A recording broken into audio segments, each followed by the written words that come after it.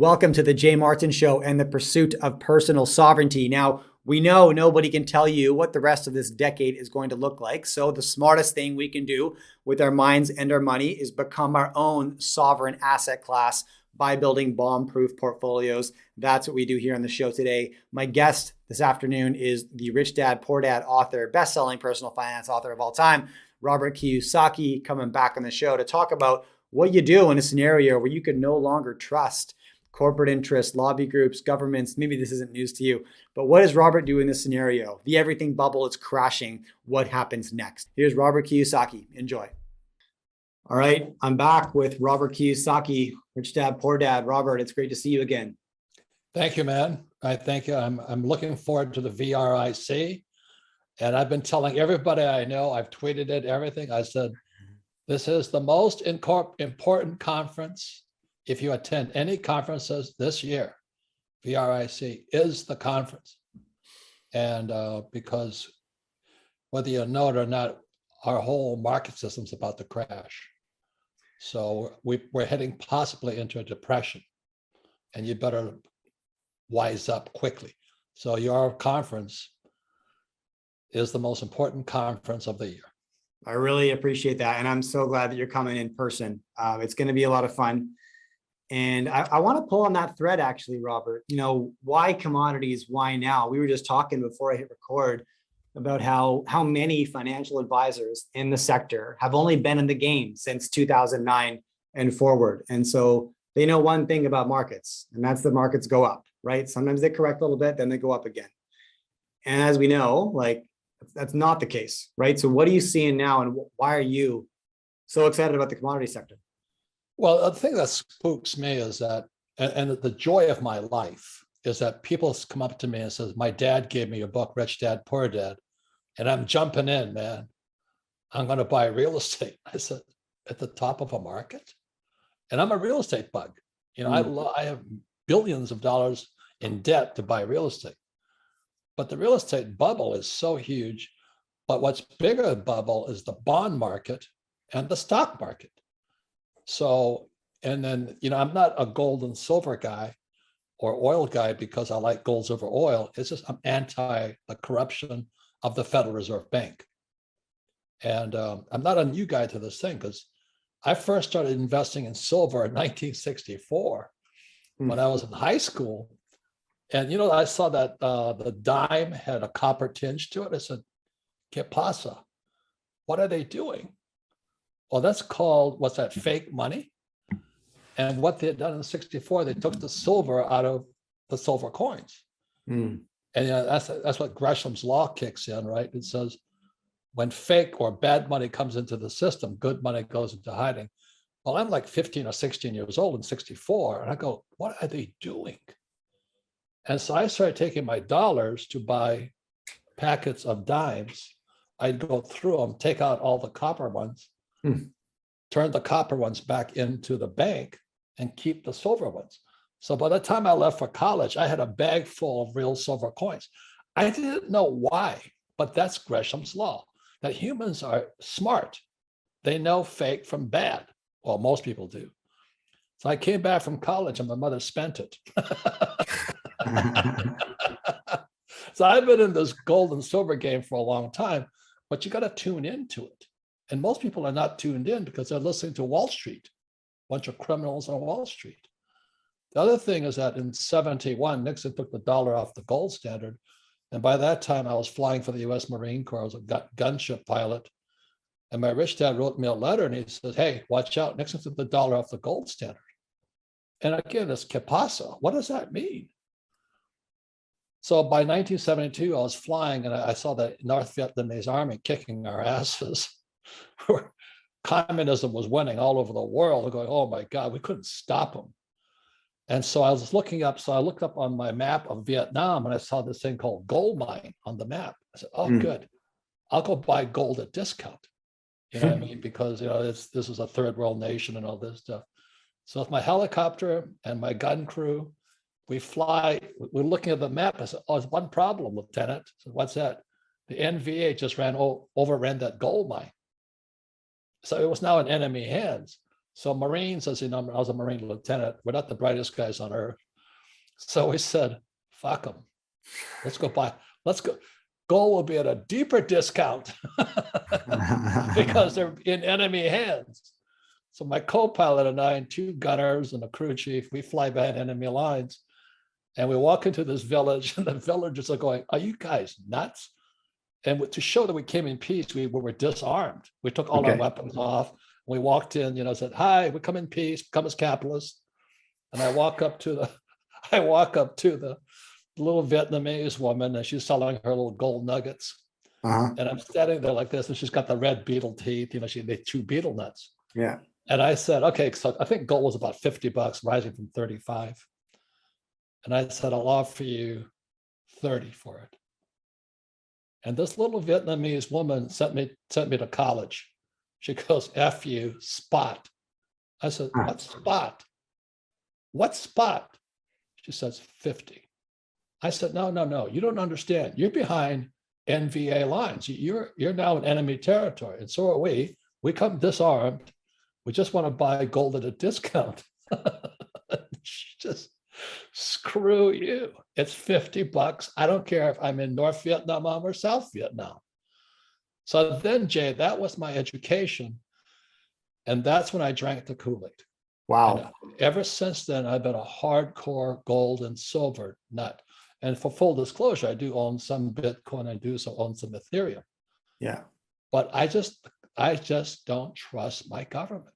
I don't trust the Fed. I don't trust the Treasury. And I definitely don't trust Biden. Now, that's why I'm a gold and silver bug.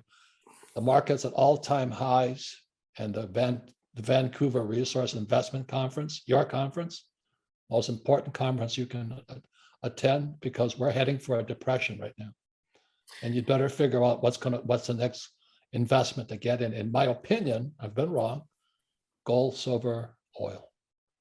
Now, I'm with you there, Robert, and a couple thoughts on that, right? Like, it's for reference, it's May 10th today, right? Depending on when you're watching this video. So we're watching every market in the world in free fall, including the gold price, by the way, right? Like, it's come down to is cash call on everything, right? If it's not bolted down, it's getting sold. And you could draw, we love to draw comparables. You look at like the gold price in 2008 when Bear Stearns collapsed, it was $1,000. It then fell to $700 as that crisis matured. And then we know what happened next, right? It turned into a really frothy gold market. If you just pay attention to the macro trends, and macro finance, and you love to geek out on that stuff, it seems like there's always a gold bull market right around the corner, right? Always, just right around the corner. You know what I mean? What are your thoughts, Robert, on either the management of or the manipulation of the gold price? Do you think this is a real thing? Do you have any thoughts on this? Well, I think Jim Rickard says it the best. It's a manipulation of the bond market. Okay. If you understand that the dollar is based upon the bond market, and the bond market's debt. And Jay, never in the history of the world has the entire world been in debt. Right. Never in the history of the world. I mean, countries like Venezuela have gone down, and maybe Argentina. This one's the whole world. So your conference is the place to go to right now and rub shoulders with people who know something is coming. And I think this is going to be the biggest crash in world history. Of course, I'm a pessimist and I'm a gold bug, which I wouldn't, take it with a grain of salt what I'm saying. Sure. But I've been in gold and silver since 60s. I own tons. I don't mean literally. Seriously, I own tons, gold and silver. Well, then talk to me about, Robert, talk to me about your mindset in 1987, your mindset in 1999, your mindset in 2008, and your mindset today. And are there any parallels you can pull for my audience and myself? Any lessons you've learned? It's very simple. I don't trust my government. It's that simple. The reason I like gold and silver, as you always talk about, there's no counterparty risk. So I love gold and silver simply because it's God's money. God put it here, not Joe Biden or Hunter Biden or Janet Yellen, that clown. I mean, God put gold and silver here. So I'd rather have God's money than fake money. It's really that simple. There's no counterparty risk. Mm. So at this time, debt, there's a counterparty to it called, in America, it's an American taxpayer. Canada is a Canadian taxpayer. Across the world, it's anybody stupid enough to be saving dollars or yen or pesos. I just don't trust fake money, fiat currency. Yeah. And that started in 64 and 72 when I was flying in Vietnam. It's that simple. If you trust this guy Biden or your clown Trudeau, my God, what a commie as he is. If you trust him and you don't like the truckers, then, save the loony. Mm. Buy, hold, and pray stocks. Buy the dip for bullshit. Yeah. The 60-40 spread was 60% equities, 40% bonds. When Right. both are at free fall today. Yeah. Yeah. I mean, my God, wake up, Jesus. Well, I feel like everything you just said, right? The distrust of fiat currency, call it fake money. You tell me, I think there's a bit of a philosophical shift occurring at the central bank level around the world. And maybe that's on the back of the US and Europe freezing Russia's USD reserves, right? Sending a message to the world that US dollars are not as secure as you thought they were. And now we're seeing countries like Israel pivot, right? They're dropping US dollars and exchanging that for a basket of other currencies. But a lot of central banks are moving towards gold, right? And so is this a return? It's not like it's a new thing, right? This would be a return to the norm, which would be the norm of gold as hard money. What do you think? I don't really give a shit. Okay. I just want to know one thing. How many ounces of gold do you own? How many ounces of silver do you own? And how many barrels of oil you pump in a day? Yeah. That's all that counts right now. Because Okay. what's going to happen, Jay, as you know, is there's going to be hyperinflation because of fake money. They're trying to raise interest rates. Nothing to do with interest rates. It has to do with too much fake money. 1971. It's that simple. And the reason when I say I own tons, I literally do own tons. I own gold mines and silver mines. And the reason I love Vancouver so much is up there is where I call you guys the Frito Banditos. I never met so many bullshit artists in my life. And but I was at home. Do you know what I mean? I was at home. Yeah. And I listened to every fake gold deal, silver deal, resource deal. But that's how I got smart. I listened to so many. So at your conference, you're going to have a lot of people speaking. There'll be some Frito Banditos there. But that's how you learn. Yeah. And resources. I mean, you look at this thing called Tesla. I love what he did when he took over Twitter because it's about free speech. And everybody's against oil, but oil is used for food. Do you know what I mean? And when Biden shut down the pipeline, the XL pipeline and all that, he kicked inflation into high gear and he blames Putin. Yeah. Another thing I think is funny is Ukraine is a world financed by Bitcoin. I think that's hysterical. and you look at what's going on. It's people will still be burning oil. Gold and silver will be here. Do you know what I mean? And the rest is going to come down. 1929, the stock market was 381, the Dow. It took until 1954, 25 years to get back to 381 Dow again. So I don't know what the Dow is today, but right now we're in a free fall, both stocks and bonds. And the problem is, as you know, money is started in the bond market. And that's why the price of gold is manipulated. Everything's manipulated. But they can only manipulate for so long. The problem is our debt. Yeah. Now next week, right? You're going to join me on stage for a handful of conversations, gold forecast with a bunch of other titans in the gold sector. There's going to be 235 junior mining companies sitting in a trade show and investors show up. It's like a marketplace, right? Jay, I love those guys. I heard more bullshit from them than anything else, but everybody had a grain of truth. Okay. Do you know what I mean? That's how you learn. 100%. Yeah, it's definitely a high risk speculative sector, and there are sharks in the water, no doubt, right? So what kind of advice do you have then for a retail investor who believes in the gold narrative, doesn't see value anywhere else, right? Wants to enter junior mining equities, precious metals equities? Any Well, counsel? that's why you go to your conference. I'm entering the hall of the Frito Bandito. Jay, I was one of those guys. Yeah. I was at your conference, and I've been at different conferences when I was pitching a gold deal in Dalian, China. Mm. So I've been that junior. No, I wasn't even junior. Yeah. That was peewee. I was pure Right. exploratory. Yeah. So I understand the market. I understand the bullshit, but that's where I learned all about gold and silver. Just like a little Vietnamese woman. You don't have to go to college. The little Vietnamese woman, she looked at me and smiled with a red t-shirt, spot. I go, spot, what's that? I got a spot on my shirt. So you go to the VRIC because you want to talk to every one of those guys standing there, and you got to make heads or tails, but everyone has a story. Some of it's true, a lot of it's bullshit, a lot of it's speculative, but that's how you learn. So that gold mine I started was called Mandoro. We found gold in a place called Dalian, China. We took it public on the Toronto Stock Exchange. We raised $27 million. We struck gold. It was the biggest gold mine find in China. And although I like Chinese food, I have no respect for the Chinese government because they're CCC, like Canada is. Chinese Communist Republic, whatever, the CCP. Yeah. And they took my gold mine. Yeah, that's right. I understand country risk now. For sure. Yeah. Painfully. And my investors hate me. But we never lied to them. Do you know what I mean? Yeah. And we did find gold. And we did take it public on TSE 2004. Right.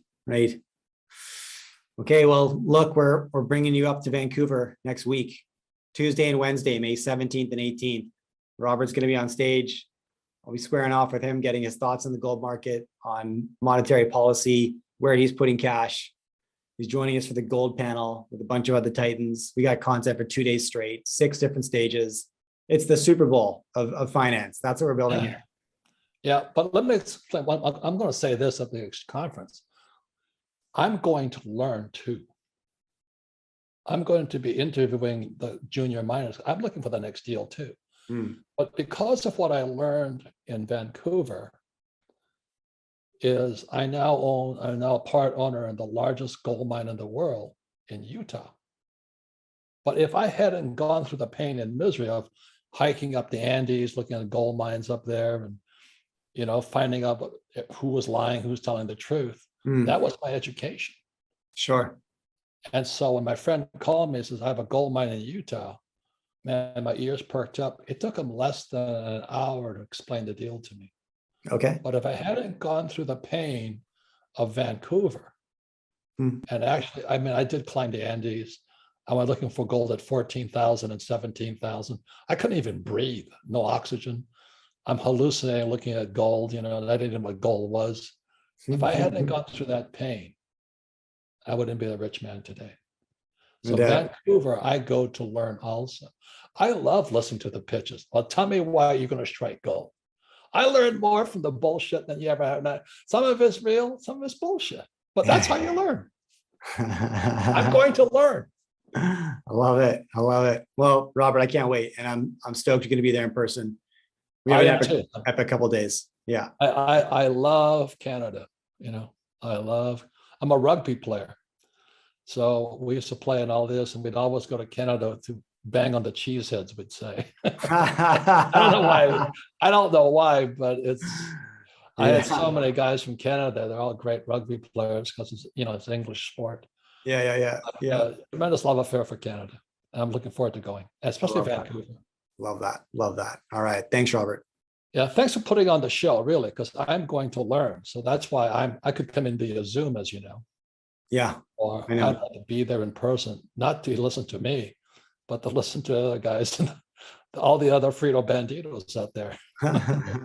Because resources in this crash with Tesla and all that, resources are going to come up, especially silver.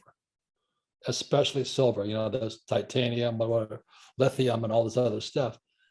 But silver is an industrial metal, as you know. So I am so long silver and bullish silver.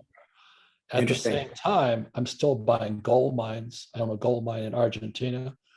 A silver mine in Argentina, a gold mine in Utah. But if I hadn't been in Vancouver, listening to all those pitches, I Mm-hmm. wouldn't be as educated as I am today. Love that. Love it. All right. Thank you, Robert. Thank you. I'll see you up there.